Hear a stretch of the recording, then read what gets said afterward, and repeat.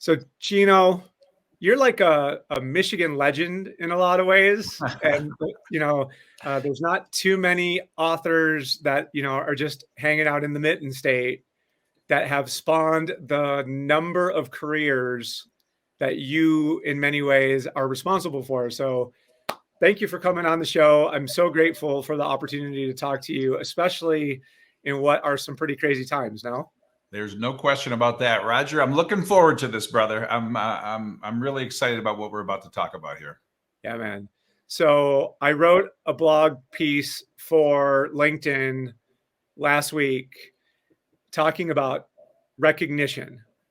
And there's a Bankrate did a survey in August, and they asked the question of the survey respondents, what is the one thing that your organization can do to help you produce your best work?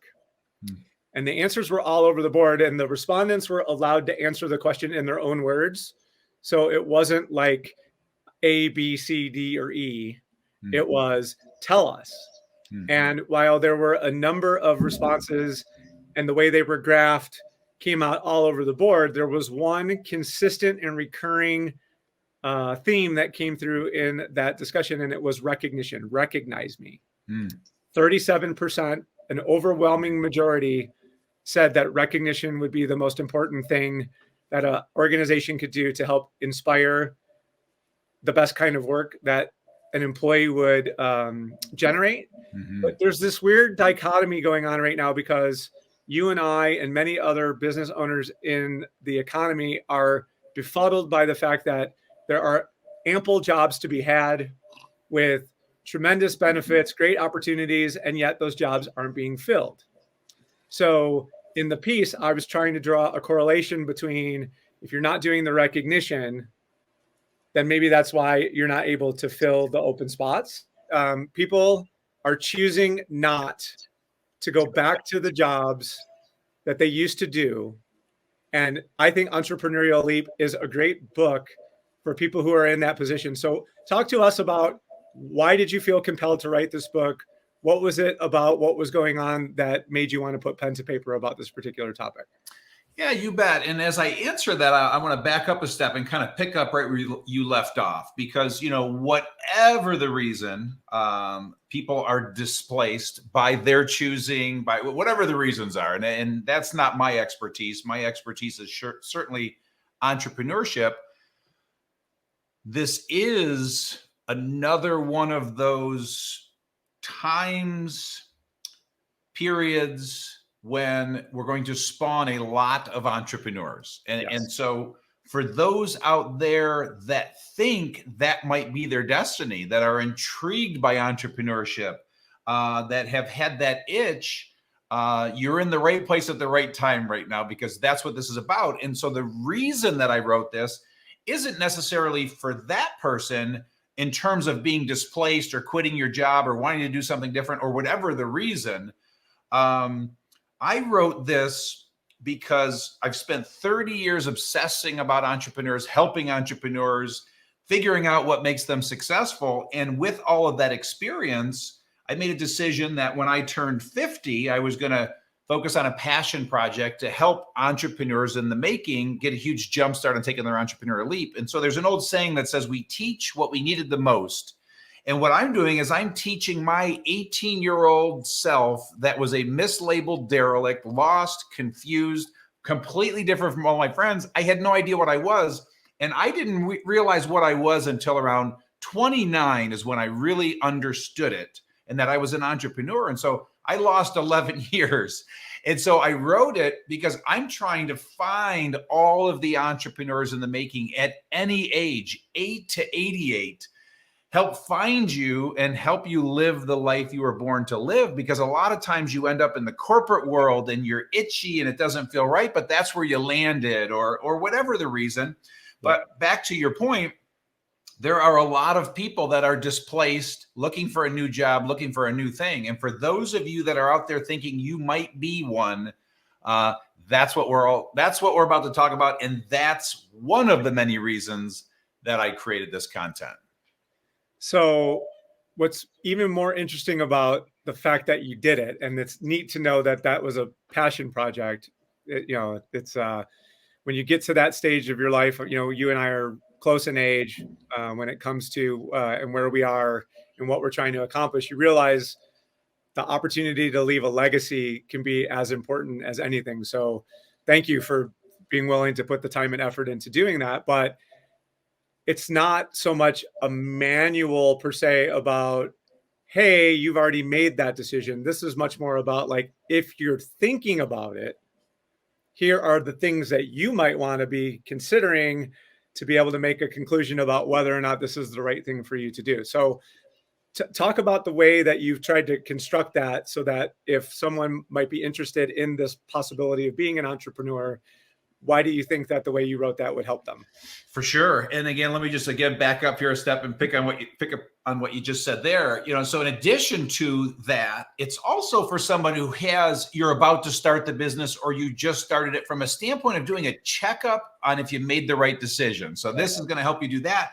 But it's also for anyone that has an entrepreneur in the making in their life. And so sometimes, your son or daughter, your significant other, somebody in your life is exhibiting these wild and crazy traits. This is a great way for you to understand them better and for you to offer them a tool that's going to help them understand themselves better.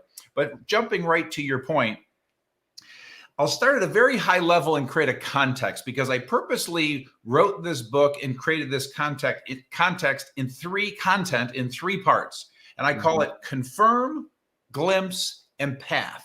Yeah. And it's in that order for a reason, because we first have to confirm whether or not you even have what it takes to become an entrepreneur. And so in my 30 years, what I have discovered is that a true entrepreneur has 6 essential traits. And I'll just quickly share them, because what I urge the audience to do is just kind of scan your body, do a checkup on yourself, and just see if this is you. And so I'll do a high level pass first. And those 6 essential traits of a true entrepreneur are visionary, passionate, problem solver, driven, risk taker, and responsible. And if those are traits that you possess, odds are pretty good you're probably an entrepreneur in the making. And I want to say a couple more things to that, because we can do a deeper dive into that. I'm going to go wherever you take me here. But I do also offer an assessment on the website, 25 questions. You'll answer it in 10 minutes and you'll get a score. And you'll score 90 or higher if you have the 6 essential traits. And if you don't, you'll score lower. And so that will help you decide and determine. The website is e-leap.com. But the last point I want to make is your audience, by the title of your podcast, So You're in Sales, is obviously a lot of salespeople. And what's interesting about this audience is a lot of you are entrepreneurs in the making. But what I do in the book is I share, if you don't have a trait, what that might mean for you. And very specifically with your audience, I share that if you don't have the first trait, visionary, but you have the other 5, passionate, problem solver, driven, risk taker, responsible, you will make an amazing salesperson. So I have profound respect for salespeople, because I am one, and I've been selling for the last 33 years of my life. I sold travel, I sold real estate, I've sold products, I've sold myself, I've sold EOS. So I have a profound respect.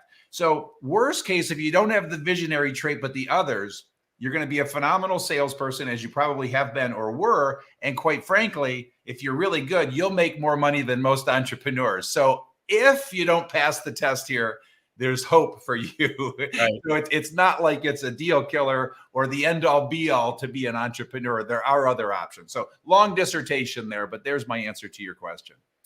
You hit it perfectly, because as I was evaluating myself. Yeah. Right. So historically, a salesperson who slowly over time started to realize that maybe there was more to my game than just carrying a bag for somebody else. Yeah. However, many entrepreneurs will make the choice to start that for the wrong reason. Here.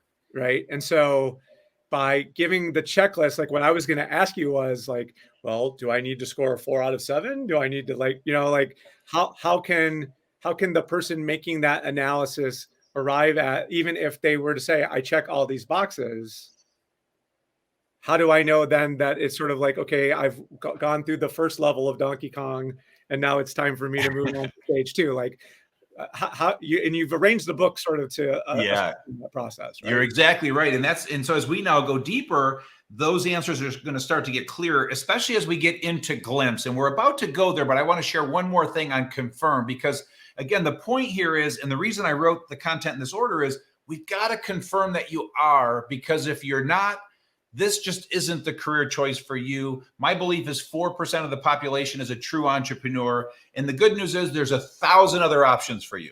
Sure. But if it is, and you are, and we confirm that, then we can talk about Glimpse and Path. And so that's why we purposely start there. But the last point on Confirm, and this helps take a little bit of the sting off if you scored less than 90, is there's something I write about and teach in the book called the Entrepreneurial Range. And so if you picture this arc, or you draw an arc in front of you, if you're sitting there with pen and paper, and above that arc, you write the words Entrepreneurial Range. On the far right side of that range, if you write true entrepreneur, far left side of that range, you write the words self-employed. The point is, anyone that owns their own business is somewhere on that range. The far right are the greatest entrepreneurs of all time: Elon Musk, Walt Disney, Oprah Winfrey, Sarah Blakely, Henry Ford. On the far left end of the range are one-person shows. So, a handyman or woman, or a freelancer, or someone with a side hustle. And so the point here is, people that scored 90 or higher and have the 6 essential traits, I'm talking to the people on the right side of the range. You can still go be self-employed and be a one-person show, but odds are really good you're probably not going to build an organization with lots of people, and you go buy a franchise. And so these are on the far left side of the range. So just know that there's hope if that's the case. And in worst case, if you score low and you're not comfortable having your own business, go hitch your wagon to a true entrepreneur if you want to be surrounded by entrepreneurship. So that's the last little point I would make. And if you're ready, we can jump right to Glimpse and then answer the next part of your question, because now that we've confirmed it, or at least you understand the range, what I do in Glimpse is 3 very specific things. Number 1, I share countless real world stories, so you can see people who were where you are and how they built what they built. So 08 spawned a lot of entrepreneurs. And so what's interesting is there's a lot of 08 spawned entrepreneurs in those stories. So it's kind of cool, because 2020 and 2021 is going to spawn a lot of entrepreneurs. So countless stories. Number 2 is I then share a day in the life of an entrepreneur. I show you when it's good and when it's bad, when it's the dream and when it's the nightmare, when it's heaven and hell, and share that most entrepreneurs are unfortunately living the nightmare. Some live the dream, and I show you how to live the dream by avoiding the 8 critical mistakes that most entrepreneurs make. And we can go there if you want, but I'm going to just go to the third thing really quick, because that's the point I want to make most importantly. Is the third thing in Glimpse is something I created called My Biz Match. And what it does is it helps you understand, as an entrepreneur in the making, the type of business you should build, the type of business you're drawn to, because every entrepreneur is not cut out to build every business. And the world is being sold a bill of goods that the only destination for an entrepreneur is to build $1 billion tech unicorn. And so I always say there's nothing wrong with building a $4 million heating and cooling company with 30 people. So it helps you understand all of the industry options, the types of businesses to build, and the size that's right for you. It's okay to build a $2 million company, $20 million company, $200 million company. We're all different. And so there's my jumping off point, and you can take us wherever you want to go on that. Well, I'm going to let you roll, but I'm going to just share, as Social Good Promotions started on January 19th, 2019, I would tell you I probably didn't sleep for the first 18 months. And it wasn't because of any other reason than I didn't have a blueprint. Yeah. And I hate to say I was making it up as I went, but in a lot of ways I was, because I knew that there was something out there that if the organization was structured correctly and our value proposition was created in a way that could provide value, that there would be an audience for it. Yeah. But what I thought people would want to buy and what they decided they wanted to buy from me were different things.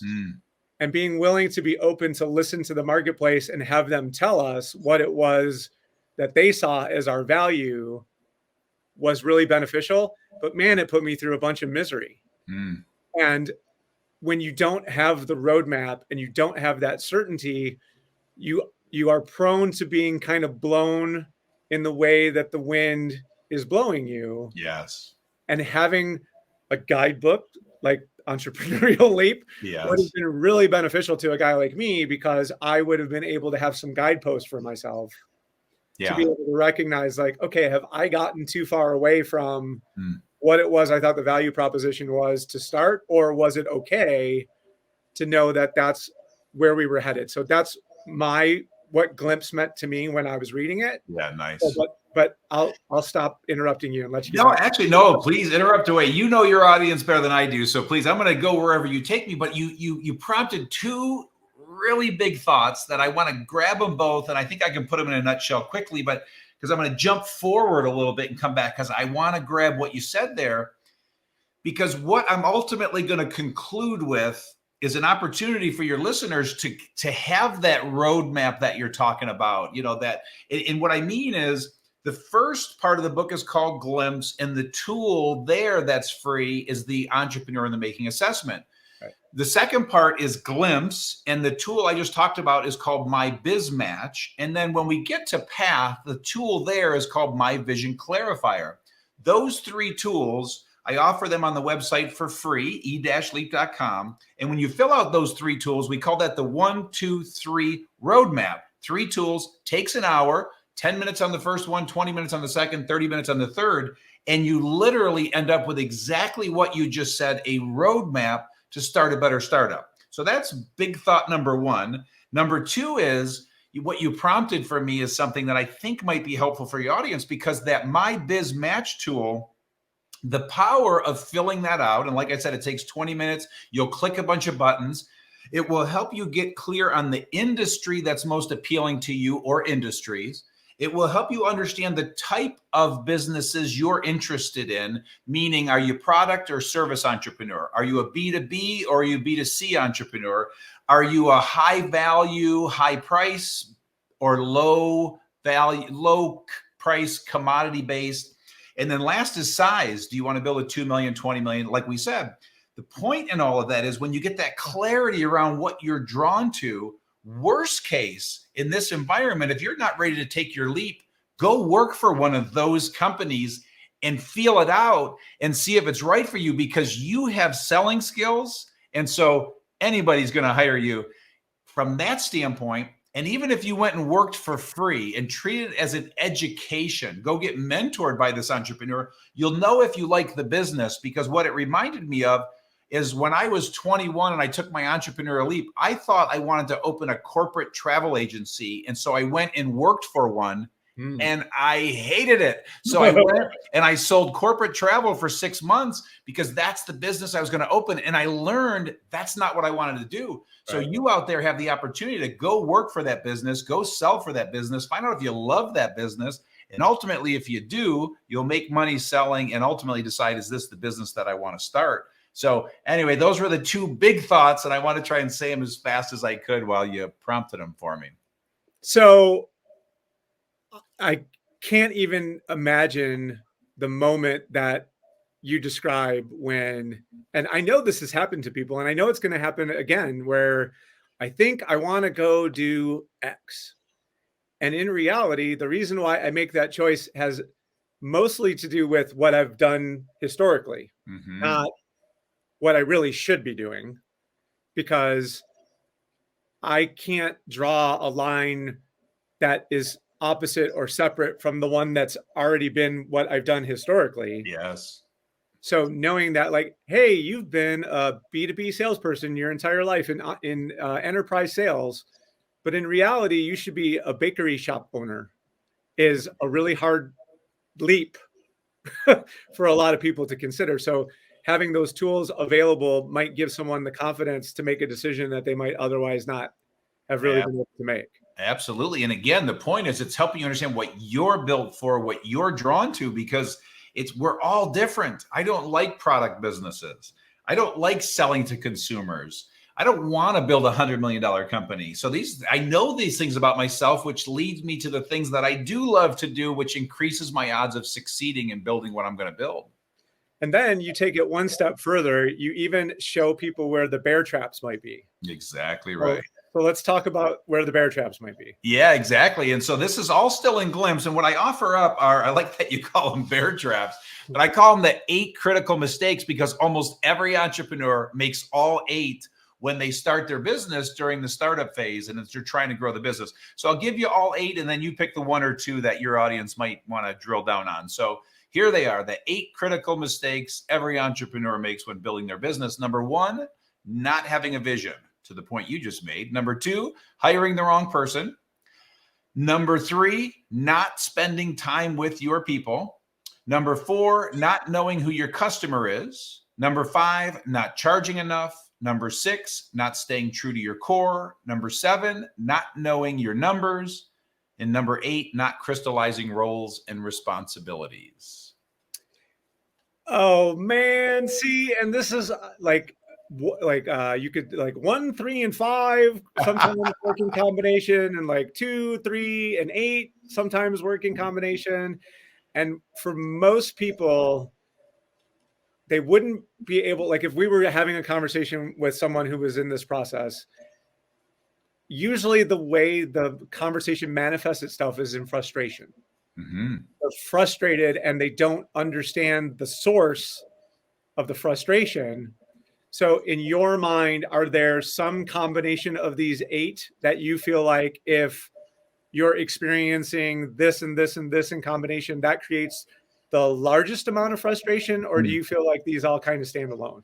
They are all equally weighted, and they're all separate from each other. In other words, there's a thread that runs through that, but they're all standalone, because there are some savvy entrepreneurs in the making that avoid 7 out of 8, and there's just 1 that they don't avoid. So I wouldn't look at it that way. I'd look at them as standalones. And, and I'm kind of looking at the list, and I'm thinking about your audience. And I'm just trying to see what might jump out for me, just to kind of make it real, like hiring the wrong people. So salespeople like everyone, and so the biggest mistake you make is, because I'm terrible at hiring people. So I don't hire my people. I have 2 or 3 people that are my filters, that are great judges of people, and they get it right because I love them all. I'll hire everybody.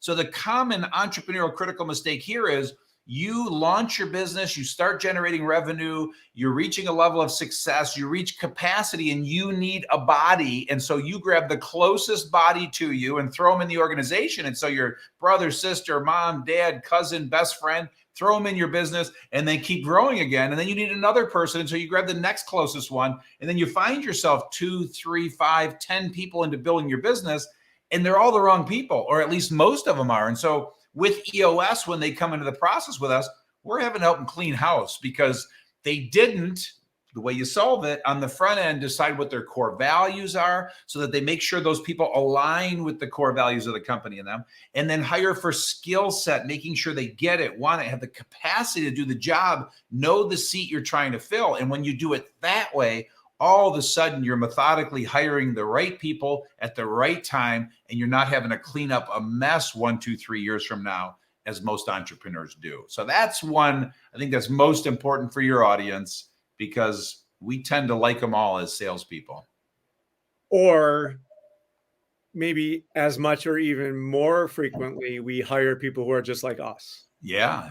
And there you go. Maybe you need someone with a skill set that is different than yours to help make your organization take that next step in its growth. And if you can't recognize that you need someone who maybe doesn't inherently feel comfortable to you, but yet bringing their skill set in is maybe even more important, because, I mean, let's face facts. This is where we are with our business. We're getting ready to make our first sales hire. And we know that the stakes are very high in this choice, because if we make a wrong decision, it will set us back. Not necessarily like the financial ramifications, which are separate and they're important, but Sure. the time that we will lose will be even more important to us in the process, because then we'll have to restart that process all over again. It will make us rethink our decision-making on the original choice. all of those things that the small business person, when faced with that decision. And, I think to your point, what you're saying before about not knowing how big you ultimately want to be, a lot of times will factor into when you're making these hiring decisions. You're not thinking about the broader vision of what you ultimately want your business to look like in the long term. And you make these decisions more in an ad hoc fashion than necessarily like trying to make sure that that chess piece goes on the board in the right spot. You got it. That's why that roadmap is so important. And the only thing I'd add to that is, to your point, we hire people like us. What I would urge is hire people like you from a core value standpoint, common characteristics, common belief system, common values, but hire different than you from a skill set standpoint. In other words, the company won't need any more of your skill set from a visionary entrepreneur standpoint. And so you need people that can run operations and manage finance and market and sell and do these other things that are so valuable. So I would just piggyback on what you said with that. Okay, so I take the assessment, I do the matching exercise, I'm at my moment and I'm feeling myself and I'm ready to go. What happens next? You said it so well, because that's exactly what happens. You've confirmed, you've seen a glimpse. If you're normal, you are ready to run out the door and just go do it. And so here's where I urge you to put some guardrails in place. And that's where we now go to the third part of the book, path. And what I do in path is I share with you milestones, guideposts along the way to help you, again, eliminate half the mistakes you're about to make and greatly increase your odds of success. So what I'll quickly do is I just want to give a chapter overview of path, because each chapter is a guidepost, and then we can do a deep dive into a couple of them. So very quickly, what I do is I share college or not, and I present all the facts. It's a decision you make if you're at an age where you're deciding whether I should go to college or not as an entrepreneur in the making. At the end of the day, it's a choice. Half should, half shouldn't. Next chapter is how to find a mentor. Then I teach the power of 10-year thinking. Then I share the 8 disciplines for increasing your odds of success, which we can come back to. I then teach 9 stages of building your business, which we can come back to. And then I conclude with sharing a lifetime of growth, learning, and motivation, where I'm basically sharing the books to read, podcasts to listen to, videos, blogs, quotes, general advice. And so with that, we can drill down on any one of those that jump out at you. So you tell me if there's something that really clicked or resonated. Well, I mean, if you're gonna flatten the curve, if I'm listening, that's where my ears perk up, is like, so wait, so you're going to shortcut me on a few things. Oh, yes. So what kind of shortcuts are we talking about, Gino? Well, and so with that, again, I'll give a little deeper dive into each one, and then you tell me which one you want to go into. But the chapter on, let's skip over college or not, and let's go to passion. So the chapter on passion, what I'm doing there is I'm giving 7 different exercises and ways for you to determine and discover your passion, because passion is the number one reason you're going to succeed. It's the only thing that helps you to get back up when you get knocked on your ass, because you're going to keep getting knocked on your ass. It's not sane what we do as entrepreneurs. And so most people stay down and just go get a real job. Well, the only reason you're going to get up in most cases is because of the passion you have for what you want to do. So I give 7 exercises on that. In the mentor chapter, I'm literally teaching you how to find a mentor. And if we go back to that My Biz Match and you decide the type of business you want to build in size, simply put, you go find an entrepreneur, a business owner in that business, and learn from them. They're where you want to be. So the secret is, a mentor is someone who is where you want to be. You go work for them for free. You go work for them for pay. You just meet with whatever it takes. You surround yourself with that person. And you got to know you're going to hear a lot of no's. So you got to have a list of people to go after. But you're a good salesperson, so you'll convince somebody. But I show you how to find a great mentor. In 10-year thinking, what I'm doing there is I'm helping you shift from the now thinking to 10-year timeframes. I learned it at 35 and it transformed my life. If you shift to that kind of thinking, time slows down. There's a peace that comes over you. You literally start making better decisions. And ironically, you get there faster. And even if you're sitting there as a 50-year-old thinking you want to take the entrepreneurial leap, simple math says you have at least 3 good 10-year timeframes left. You've got 3 good decades left at a minimum. And with the advancements in health science, you might have about 5 good decades left. So you're just getting started. You're like at the halfway point. I'm 54 and I'm like, holy crap. I need at least 50 more years to accomplish what I'm going to accomplish. So if you shift to 10-year timeframes, it's magic. The next chapter is 8 disciplines for increasing your odds of success. So again, I can go deep into them. I'm just going to go really high level on those, and let's just grab one to share. But it's number 1, clarifying your vision. Number 2, deciding if you're a partner person, so vital. Number 3, knowing that the bigger the problem you solve in the world, the more successful you will be. Number 3, get feedback from customers and clients early and often.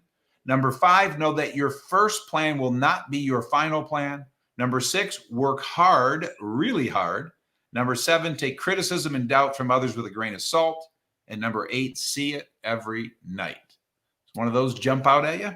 So why does the size of the problem matter? Well, it's simply put, if you cut a lawn, you've solved a problem for a homeowner, but it's only worth about $25. Yep. If you populate Mars, that's worth about $2 trillion. So you get to decide. So what I do is I literally go into a business, work with an entrepreneur, whip their leadership team into place, and help them run a world-class company that pays a little more than $25 an hour. Doesn't pay 2 trillion, but it pays pretty damn well. So it's the bigger the problem you solve, the more value you add to people, the more you're worth. And so it just helps create context, because if you're selling light bulbs like the next guy selling light bulbs, you're going to make your 5 cents on the bulb, because that's about as much value as you're adding, because there's so many places to go. And when you understand that concept, it's enlightening for anybody that's sitting there licking their wounds and kicking themselves because they're not making enough money. And for the folks who participate in this community, oftentimes we're promotional products salespeople, which are relatively low cost items. So what we don't want to confuse you into thinking is that like what we sell would somehow not fall into this category. It's the use of the product and the value that you imbue it with that ultimately determines your value as the salesperson or as the business owner. So you don't have to go be a car salesperson or sell homes, or, don't equate big ticket to value, because that's not what we're talking about here. You're here. Yeah. What we're saying is, if the products that you sell are used in a way that solves a big problem for someone, exactly, then the value that you provide them grows exponentially as a result. Exactly right. You got it, man. And then you finish this thing up by talking about like the stages, the business stages. Yeah. So take us home there and give us a look into that section of the book. And if you guys haven't already figured this thing out, if you're going to go make this leap and you don't buy this thing, then come at least borrow my copy. I think when I said roadmap, like I literally wasn't kidding, but let's talk about the 9 stages here. Nice. So here are the 9 stages of building your business. Number 1, generating cash. Number 2, hiring an integrator. Number 3, discovering your core values. Number 4, holding yourself accountable. Number 5, communicating frequently with your employees. Number 6, having a plan B, C, and D. Number 7, staying in your personal sweet spot. Number 8, preventing your business from getting away from you. And number 9, capitalizing on coaching, training, and mentoring.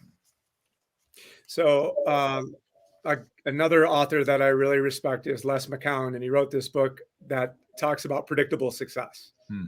And in that section of the book that he covers in this, I found it fascinating. So I'm going to hone in on number 8. Yeah. So how on earth would your business get away from you? Like, what does that even mean? Yes, that's great, because so it takes us back to this point about my biz match and deciding the perfect business for you. Okay. And so once you decide that, this is the business I want to build, this is my sweet spot, this is the value I want to bring, this is what we're good at. The example is, the person that wants to, build a company with one location that does $2 million with 10 people and suddenly ends up with 5 locations and 25 people, and they're providing 5 different products to the world, their business got away from them. And I say it that way because I want it to be generic. I have seen this 1,000 times. The entrepreneur that's ready to jump off a bridge because it got away from them. It's so out of control. It's not what they originally wanted. And they just kept chasing shiny stuff, and they just kept letting it grow, and it just got beyond them. And so don't let it get away from you. Be really clear on the front end. That's why Glimpse is so vital. And here's the beauty. Let's pretend you want to build a $10 million company, 50 people, and let's pretend software development is where you want to go. Then get there and then decide if you want to go bigger than that.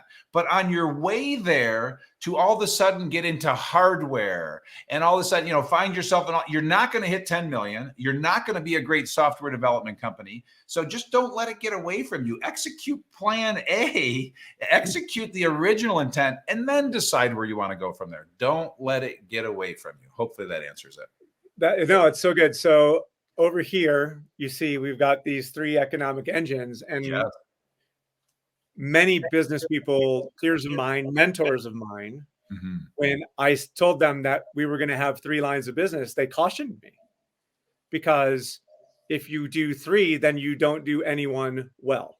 Hear, hear. And what we tried to impress upon our mentors when we were pitching what it was we were trying to accomplish is that these 3 things actually all work in concert with each other. Yeah. And so we don't see them as separate lines of business. We see them as complementary pieces to the solution we provide to people who have problems. Yeah.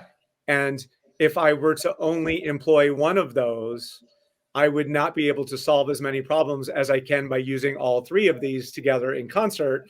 Yeah. But they're seemingly disparate on the surface until we start getting into conversations with people about their problems, to have them recognize what these 3 things, when they're done together, actually do to solve that problem. So focus is important, but to your point, that software developer that suddenly wants to get into artificial intelligence or virtual reality, it's not that that's what you like.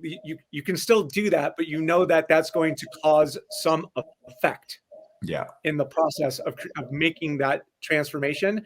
And it's when you do that without acknowledging the fact that that change is going to occur, that suddenly your revenues aren't exactly where they were supposed to be, that your employee base is not engaged and excited about what it is they're doing, because it's become unclear to them where the direction of the company is actually headed. So all of those things make perfect sense to me. I'm hoping that there's some heads nodding out there right now when it comes to this concept. So Gino, if someone wanted to get a little, like you've laid a lot of the path for where people can go find this thing, but do you suggest that people go do some of this work on the website up front, or would you rather them have the book and then do the website work concurrently? Like how? Well, yeah, I'll answer that a couple ways, because either one is fine. And I would say both. And ultimately, you got to do both. If you're serious about this, you got to do both. But the beauty is, you can start for free. And so the epicenter of all things Entrepreneurial Leap is the website, e-leap.com. And what I would urge you to do, just start with clicking on the 1, 2, 3 roadmap button and spend that hour. Literally 60 minutes from now, you can have a roadmap. So just do it. That costs you nothing. And if you love it and you want to go deeper, buy the book. But here's the beauty. You can also download the first 30 pages of the book from the website. So you can start reading the book and see if it sucks you in. So again, you've invested nothing at that point. All I'm ever going to sell you is a book. So the beauty is I'm not upselling you into something else. Right. The other thing that's important when I say the epicenter of all things Entrepreneurial Leap, I put out a video every week. So you'll start getting the videos every week for inspiration and education, write an article every 2 weeks. There's just a wealth of free content on that website. The other thing is, if you have a passion for teaching entrepreneurs in the making and you want to become a mentor and you love this content, just click on the Become a Collaborator button, because the way we're achieving our mission of impacting 1 million entrepreneurs in the making is by joining forces with collaborators. We have 116 collaborators now, and these are people that are teaching the content to the world. They pay me nothing for it. There are no contracts. I give the content away. This is a passion project. And so I'd urge you to just start there and e-leap.com. And again, in 10 minutes, you can go take the assessment for free. So worst case, go spend 10 minutes on it. But that's what I would suggest. All right, there you have it. Now I'm going to spring one on you. And if you're not ready and you can't come up with something, it's all good. Yeah. We produce this in two ways. So the audio version goes out, and that's one. The video version, we allowed the guest to ask me a bonus question. Yeah. So if there's something that you have on your mind that you want to hear out of me, this would be your opportunity to ask me that question. So this is me asking you a question? Yes. Wow. Holy cow. I've never been asked that one before. So give me a second here, because I think I know what I'm going to ask you. Okay.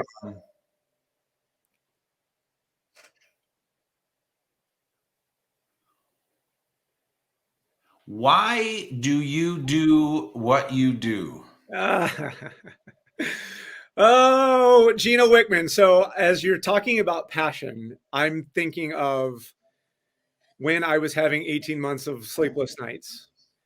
I, at one point, wrote down, I'm doing it for the kids.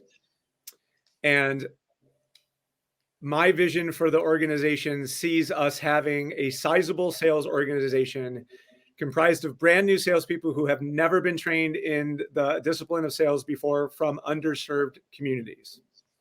So in Michigan, that would look like Flint, like Ypsilanti, like Detroit, where I grew up and went to school. So we want to bring those people in. We want to teach them what we've learned about being successful, value-added salespeople, put them back in the communities doing what we do for a living, and then putting those that are really, really adept at it on a path to ownership. So eventually what I'd like to see is an entire organization of franchisors that grew up in our organization as paid employees who had success to the point that they were like, hey, you know, I could see myself being a business owner doing this exact same thing, and then not having to go do exactly what you're describing when it comes to having to do the whole building your business around the passion that you've created for yourself. We will have taught them, we will have instilled the passion in them, and then put them on a path to be able to contribute to their communities as business owners in the end, if they should be so necessary. So when I'm not loving life, when I'm struggling with just the day-to-day activities of what it is that we do here at Social Good Promotions, I'm reminded of where we're trying to take things and why. And that oftentimes is what gets me through those rough patches. Love it. Keeps me doing what it is that I do. Yeah, love it. And so I'm so glad I asked that question, because that is the passion that we talked about earlier. And what I would suggest is you and I are a match made in heaven. So you need to become a collaborator, because I have the same passion. I want to spawn a bunch of entrepreneurs, and to do that in inner cities and with underprivileged. Oh my God. I'm also working my way into prison systems, and man, hallelujah. So I love what you're doing. Give them all a copy of Entrepreneurial Leap, or at least send them to the website. But you really probably need to become a collaborator, because we have the same passion. Well, there you have it. I love that this extra question has started to spawn some really interesting give and take. And it's a relatively new segment that we've been doing. So, so thank you for being so insightful in your questioning. And thank you so much for joining the program, Gino. I really, really appreciate it. I had a pleasure, Roger. You're good at this.